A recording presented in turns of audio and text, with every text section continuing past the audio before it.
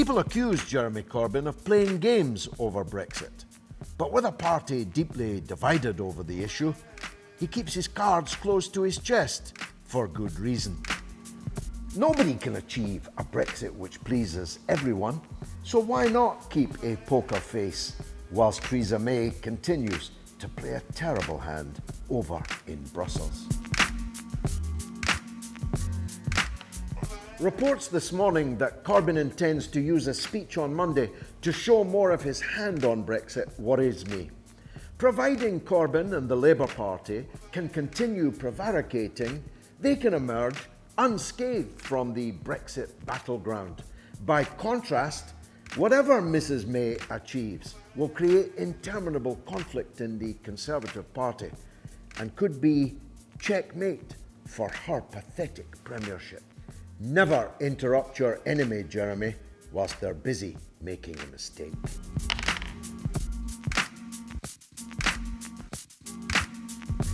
Speculation that the speech is going to herald a softer line on Brexit worry me further.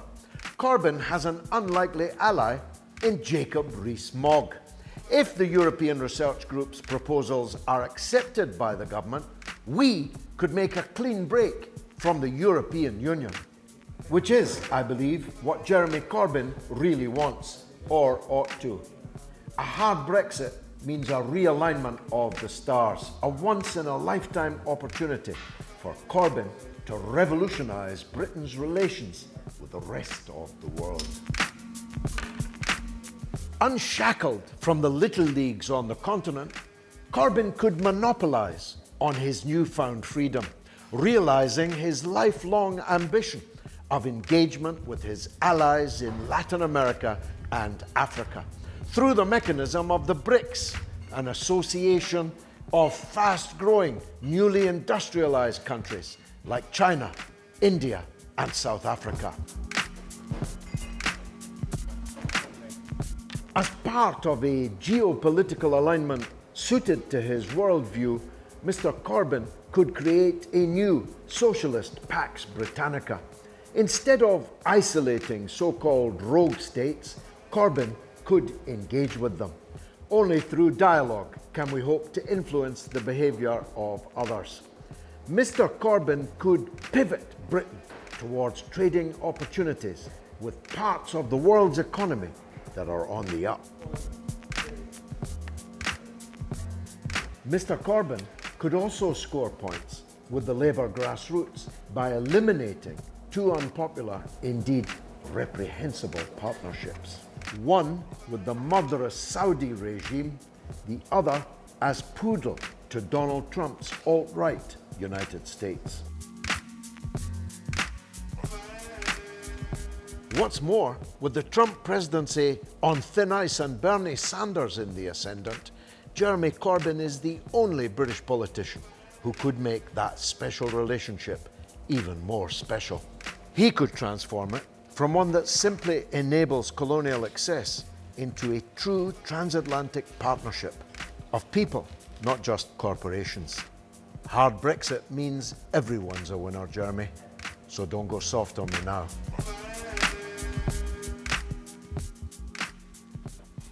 And from the beautiful Drafts Cafe in Haggerston to our drafty little studio here in Westminster, George Galloway joins us now. Welcome back to the programme, George. Thank you. If Mr Corbyn took a clear-cut, almost hard Brexit line, could he carry his party? No, I mean, people like Liz and many, many others, more than 4%, maybe 74%, would be hostile to that. That's why I think he's been carefully playing this. And he ought to continue that, because that doesn't then burst open the Labour Party's divisions. And as I said, quoting Napoleon, never interrupt your enemy while he's busy making a mistake. When they're displaying their divisions Indeed, on the Tory side. Indeed. There's John McDonnell, the Shadow Chancellor. He says Labour policy on Brexit is evolving. Do you think it's evolving in a softer direction, more in your direction? Yes, I do. And I think you will see more next week, particularly around the customs union, and I hope it goes further still around the single market.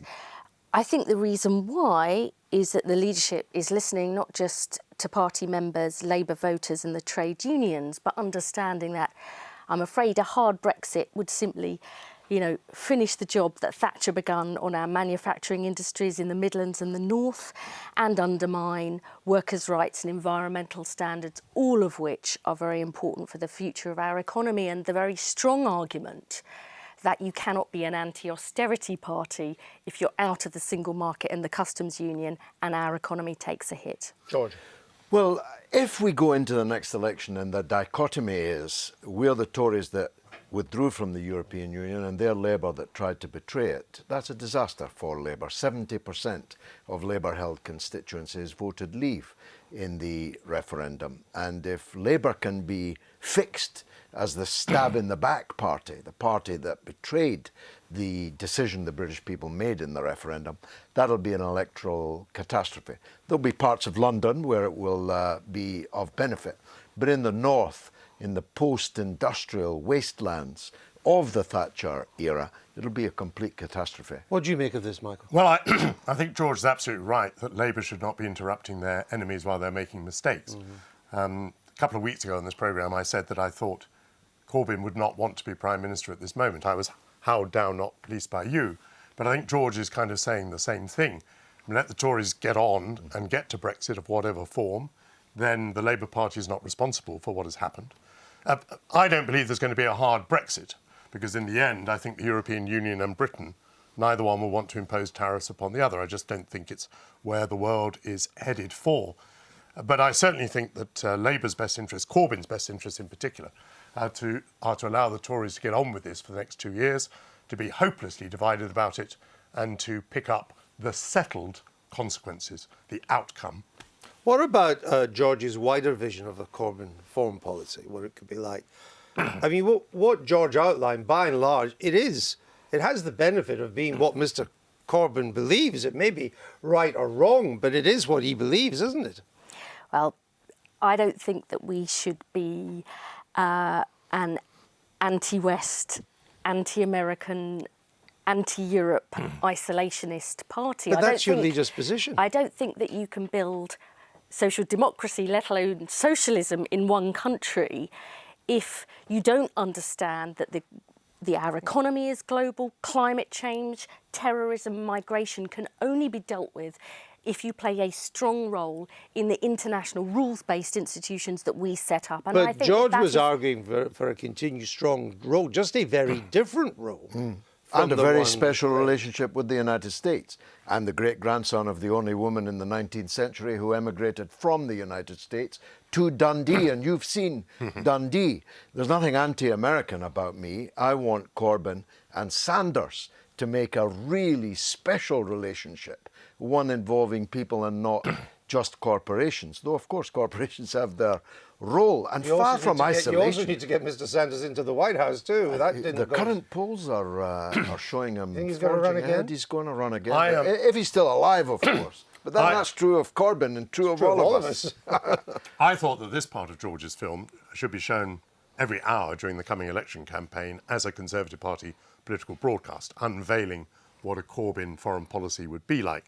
With one footnote, if I may, George, you mentioned BRICS, and the R stands for Russia, but you didn't mention whether you wanted to warmly embrace Russia, the murderous regime which is killing off civilians in large numbers in Syria at the moment.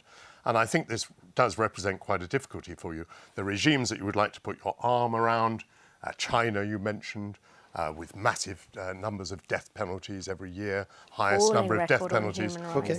Even more than the United States. Still, yes, many more than the United States. Still, not many more. Still displaying the poster of Mao Zedong, who murdered 50 million Chinese in Tiananmen Square. You've obviously you've obviously not been hired yet as a consultant to Chinese business, but for your information, Britain's trying very hard to trade with China, and outside of the European Union will be in a better position to do it. Of course, but you socialists have more in common with the Chinese and with the Russians. One has to trade with all kinds of countries, and with the exception of Saudi Arabia I'd be in favour of trading with them. And to trade with them, you have to have good relations.